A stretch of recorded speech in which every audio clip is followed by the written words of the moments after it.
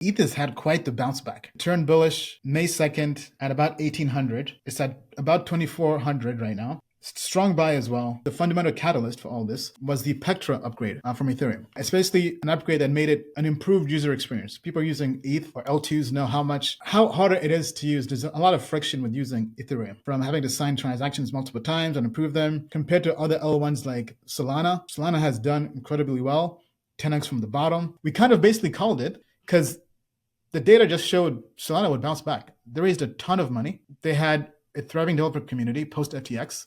So all the FUD from FTX and Alameda, we knew it would weather the storm. We knew next cycle, they were not going anywhere anytime soon, right? With the money they had, their treasury from the tokens and all that. So it bounced back as expected. Now, ETH still has a long way to go. I recall the last live streams we had, year and a half, maybe even 2 years ago at this point.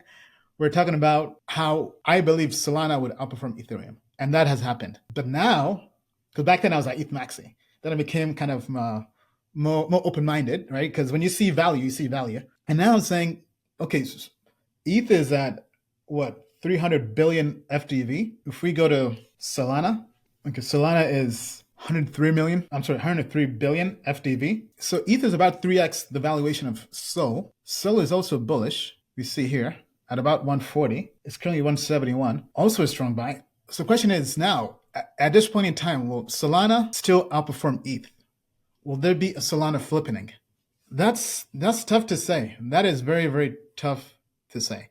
Maybe a month ago, I would have said, looks like it. Now, with the Pectra upgrade, Ethereum is looking more fundamentally strong. They're making updates. But the main issue at hand is L2s. L2s are taking value out of L1s, out of ETH.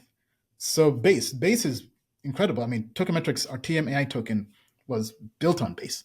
Right, because we looked around and they had the best ecosystem, especially for us doing an AI project, right? We've been involved in lots of different EVMs, right? From investing into EVM chains like Obscuro, which is now 10 protocol, to doing Astrobat NFTs on the Ethereum chain, to incubating and helping out with Astra DAO on Arbitrum, and now TMAI on Base. And Base is the best right now. And Base is kind of centralized. Right, Coinbase is a central entity. I know they're slowly trying to decentralize their chain. I think they had an update maybe last week about decentralizing a part of the L2, but it's not quite there yet. It's basically the American version of BNB, Binance and BNB, or Binance Smart Chain. But long story short, if you're looking for an L1 blue chip at this point in time, what would I hold? Very good question. I mean, I like Sol. I like ETH a lot now after the Pectra upgrade, and it's done very, very well.